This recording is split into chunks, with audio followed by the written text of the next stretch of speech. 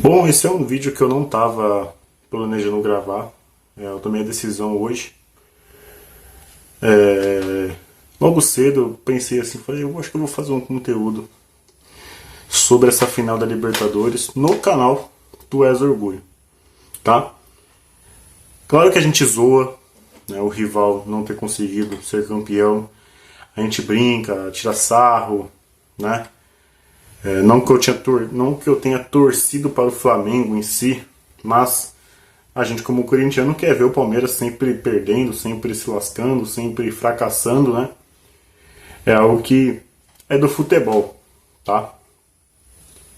Mas algo que eu pensei sobre esse vídeo é falar sobre o que fizeram, né?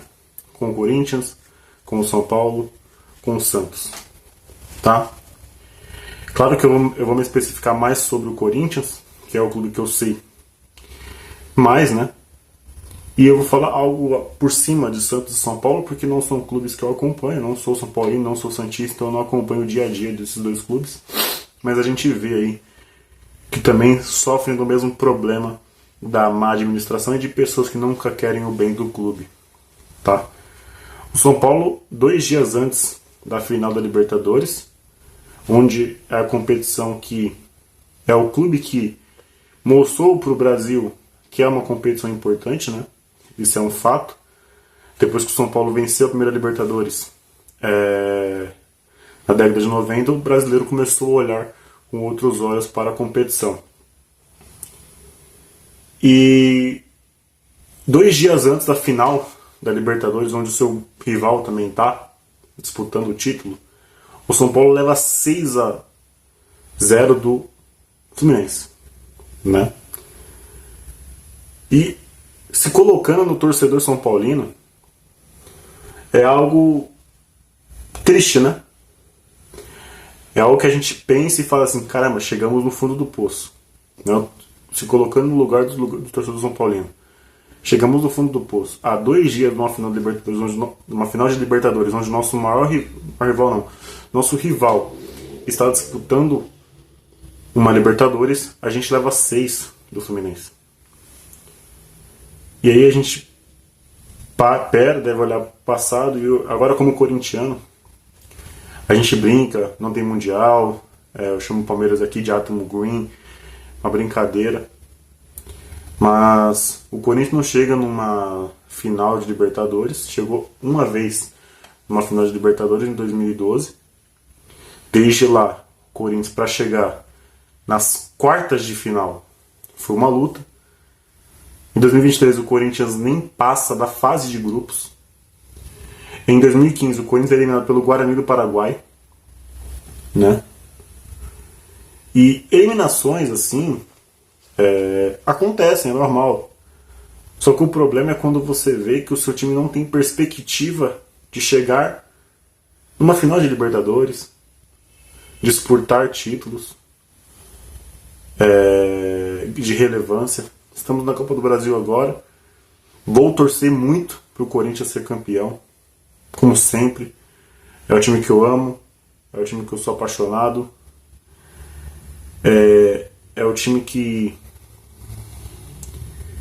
é um pertencimento, sabe? E vou torcer muito, mas se o Corinthians for campeão, e tomara que o Corinthians seja campeão, que o Corinthians consiga vencer o Cruzeiro, passar o Cruzeiro e consiga vencer na final contra Vasco Fluminense, chegando lá a sua quarta Copa do Brasil, vai ser um título que vai mascarar muita coisa. Vai ser um título que vai mascarar muita coisa. Muitos torcedores vão esquecer do que o problema do Corinthians é muito grande. Internamente, é um clube com muita dívida. É um clube que você não tem uma perspectiva de se tornar um clube profissional na questão de gestão. Não tem perspectiva de ser um clube que vai se reerguer, né? O São Paulo foi campeão da Copa do Brasil em 2023. E olha o São Paulo agora. mascarou muita coisa. Eles comemoraram, tem que comemorar mesmo, foram campeões, porém, é a mesma situação que está aí há 20 anos. E é a mesma coisa do Corinthians. Ver o nosso rival chegando mais uma vez em final de Libertadores é algo que a gente tem que agradecer, né? Para isso estar acontecendo, a gente precisa agradecer a André Sanches, do William Monteiro Alves, Roberto de Andrade, do Alibe, Alessandro, Augusto Melo, Rubão. Isso falando dos mais conhecidos, né? Por aí. Porque tem muito mais. Tem muito mais. A gente sabe disso. Né? Que não é só esses nomes. Tem muita coisa por baixo dos panos, né? Que a gente não sabe ou que eles ocultam muito bem. Um clube que até semana passada não tinha uniforme. Um clube que está com transferban há mais de 4 meses, 5 meses. De um jogador que nem entra em campo. Um jogador que só atrapalhou desde quando chegou. E o Corinthians tomou o transferban. Qual é a perspectiva do Corinthians chegar na final de Libertadores? Qual é a perspectiva do Corinthians chegar numa Libertadores para competir, para ganhar, não só para disputar? Olha o que o Corinthians fez esse ano. Você acha que é só culpa dos jogadores? É só os jogadores? É só o treinador? O problema vai muito além do treinador, vai muito além dos jogadores, vai muito além. A única coisa que não é o problema é a nossa torcida. Somos nós. Nós não somos o problema. Mas a gente também, às vezes a gente coloca só culpa nos jogadores. Os jogadores têm culpa, eles entram em campo. O treinador tem culpa, é ele que escala. Mas nosso problema é muito mais do que só os jogadores. Quando o Corinthians vai para o Mineirão tomar 3-0, ou vai no Maracanã e tomar 4-0 do Flamengo, sim, quem fez a merda dentro de campo foi os jogadores. Mas o problema do Corinthians é muito mais do que seus jogadores e o seu treinador. Muito mais. Muito mais. O Corinthians tem um problema de gestão claro. Pessoas que não querem o bem do clube. Pessoas que querem o bem a si próprio. Querem beneficiar a si mesmo. O Corinthians tem pessoas dentro do clube que sim roubaram o Corinthians. Pessoas que roubaram o Corinthians e roubam. Eu não vou falar que até hoje, porque mudou muitas pessoas, né? A dívida do Corinthians, vocês acham que foi só porque o Corinthians deixou de pagar? Que não tem nada além disso. Nada além do que só não pagar. Você acha que o Corinthians não tem uniforme é o quê? É uma coincidência? Ou é um desvio claro? Ou é uma corrupção clara?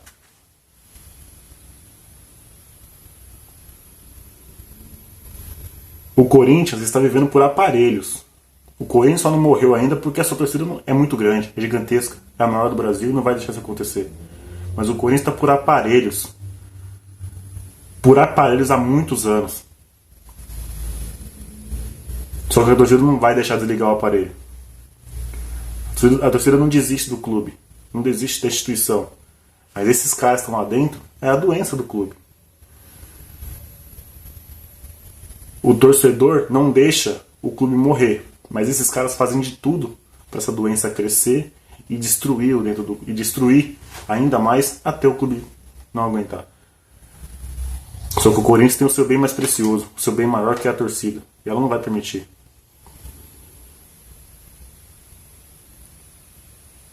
O Santos, que hoje está brigando novamente contra o rebaixamento, era um clube que era uma referência na questão da sua base, era uma referência em muitas situações. Hoje, o pai do Neymar teve que pintar a parede do clube, do vestiário, porque olha o nível que chega. As pessoas que comandam o clube não pensam nem no básico, nem no simples, nem nas mínimas coisas. É normal o Santos estar brigando pelo rebaixamento? É normal o Santos estar devendo para todos os treinadores que foram mandados embora? Eu posso estar parecendo leviano aqui, mas a última notícia que eu vi é que o Santos está devendo até o Levir Coupe, que já não está no Santos há mais de 7 anos. O Santos deve praticamente todos os últimos treinadores que foram mandados embora. Ariel Roland, que teve acho que 20 jogos pelo Santos. O Santos deve. Carilli, Sampaoli, o Caixinha agora. Olha o nível. Olha o nível que um clube de futebol grande. É uma carteirada, mas é um fato. O Santos teve o Pelé, o maior jogador de todos os tempos. E olha a situação que o Santos se encontra. O Santos cai, sobe e briga de novo contra o rebaixamento. Um presidente que, vendo de fora, parece que ele não sabe nem sequer da realidade atual do Santos, ou finge não saber, ou não quer que a realidade mude, né? É a mesma coisa. Os 3 clubes têm tudo em comum. Má gestão, pessoas que não querem o bem do clube, pessoas que estão destruindo o clube aos poucos, clubes que pararam no tempo, clubes que não pensam no seu torcedor, clubes que só pensam em si mesmo. Isso eu tô falando clubes, pessoas. A instituição sempre vai ser gigante. E a gente vê um time como o Flamengo, que é uma piada há anos atrás. O Flamengo não disputava a Libertadores. Quando ia para a Libertadores era um milagre. E quando ia não passava da fase de grupos. Era eliminado. Teve jogador jogando com caganeira. Elenco jogando com caganeira. Elenco jogando com técnico interino. Competindo na Libertadores com técnico interino. Era um time que maltratava a Libertadores. E olha hoje, uma boa gestão, com pessoas querendo o bem do clube. Começando lá no Eduardo Bandeira de Mello, junto com o CEO, que me fugiu o nome agora, mas que veio pro Corinthians, mas não deixaram ele trabalhar. Não deixaram ele trabalhar e espirraram ele. Fred Luz. E ele ajudou o Bandeira de Mello a organizar o Flamengo, a começar esse processo de reestruturação. E aí ele chega no Corinthians, não deixam ele trabalhar, porque não querem perder as regalias. É Romeu Tomar Júnior, presidente do conselho, contra o CEO. É o Augusto Melo contratando, mas indo contra mesmo assim. Contratando para fazer uma fumacinha, mas na verdade ele era contra e não deixava o cara trabalhar, não dava carta branca pro cara trampar. Né? E o Flamengo foi se estruturando e pegava vice, mas sempre chegando. Chegou em final de Copa do Brasil e perdeu.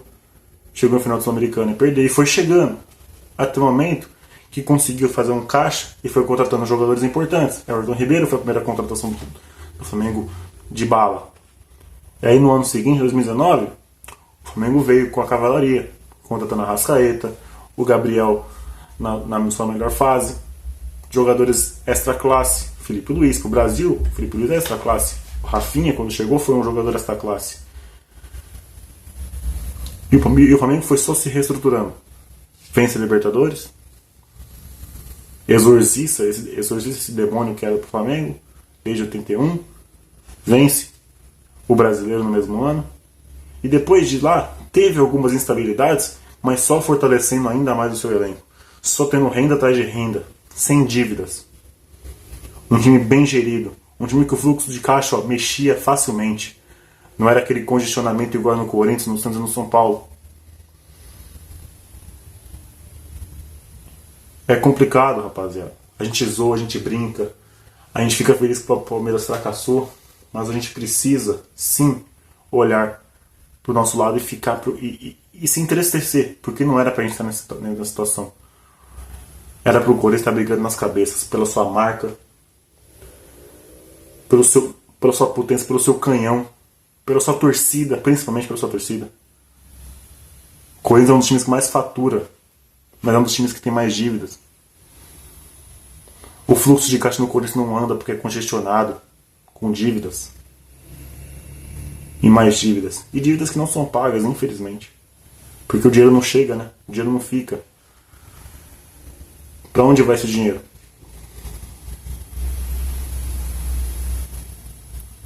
A torcida fez um projeto de quitação da arena Me fala uma pessoa lá de dentro do Corinthians, nesse tempo todo de arena, que fez o que a torcida fez.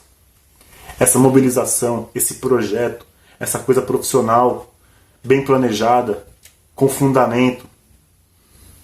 Os caras que deviam pensar nisso não pensaram. O torcedor que foi lá e teve essa ideia bem planejada, estruturada. É complicado, né? Olha o Palmeiras, era para cair em 2014, não caiu. Não vou entrar no mérito do gol do Thiago Ribeiro e etc. Depois daquilo ali, o Palmeiras foi se reestruturando. A Crefisa chega, 2015 o Palmeiras já passa um ano sem sustos, 2016 bate campeão, 2017 é o ano que a gente consegue ganhar dos caras, mas se você via que o Palmeiras ia se reestruturando, o Palmeiras ia conseguindo reforço. 2019, 2018, o Palmeiras ganha o Brasileiro de novo. 2019, briga lá, mas também não ganha nada, mas vai se estruturando, mas não ganha nada. Aí 2020 começa, bate Libertadores, bate Copa do Brasil, depois no mesmo ano bate Libertadores, por conta da pandemia teve Libertadores que terminou no mesmo ano, bate Libertadores, depois bate Brasileiro de novo, e a gente parado no tempo. E quando o Corinthians ficou um tempo sem ganhar o Palmeiras, é ainda mais o reflexo da má gestão do clube. Pessoas que não querem o bem do clube. Olha os elencos do Corinthians de 2020 até 2022. Não, perdão. O elenco do Corinthians de 2018 até 2022. Que foi onde melhorou um pouco a questão. Alguns jogadores. E o Corinthians, você não via competição com os caras. A gente toma 5-1 do Flamengo na Neoquímica Arena. Toda vez que a gente jogava com o Flamengo era uma porrada, né? É complicado, rapaziada. É um vídeo que eu tô fazendo sem roteiro, sem nada, tá? É um vídeo que eu não tô nem me conseguindo dialogar, não tô conseguindo formular muita coisa, porque é triste, é muito triste. E a gente não tá vendo perspectiva. Pessoas que são contra o melhor projeto que a gente tem, pessoas que são contra a pessoas que querem um plano, que estão dando um plano pro clube, e um presidente do conselho que só pensa nele mesmo, que quer ser presidente, um presidente que não sabe nem o que está fazendo lá. E é isso, é a nossa realidade hoje. A realidade dos times paulistas, tirando o nosso adversário, que ele não venceu hoje, mas ele tem estrutura, né? Talvez ano que vem ele chegue de novo, tomara que não. Claro que se sair a presidente do Palmeiras de lá, muita coisa muda. Nós não podemos mudar o fato que eles são estruturados. Mas Santos, São Paulo e Corinthians estão vivendo por aparelhos. E a gente tem que ver até quando isso vai durar. Eu sou um dos caras mais otimistas, não penso em rebaixamento, eu torço até o final, nunca vou falar que o Corinthians vai ser rebaixado, ou vou torcer, ou tem gente que torce pro Corinthians ser rebaixado para começar do zero. Nunca isso aí é a solução. Tem gente que decreta o rebaixamento do Corinthians, né, como fizeram no passado, antes da 21ª rodada. Eu nunca vou falar isso. Porém, se você olhar no modo de perspectiva, os três times estão lutando para passar no Enem do rebaixamento. Os três times lutam por isso. Eu espero que nunca mais aconteça com o Corinthians. Eu espero que o Corinthians consiga sair dessa situação terminal. Tá foda. É difícil sair, né? Dessa situação de aparelhos. Creio que o torcedor São Paulo e o torcedor santista também torce para sair. Eu espero que não saiam como um torcedor rival. Não quero que saiam. Mas a situação dos três clubes aí é complicada. E é isso. João Vitor na voz. Tamo junto. Valeu, falou. Fui.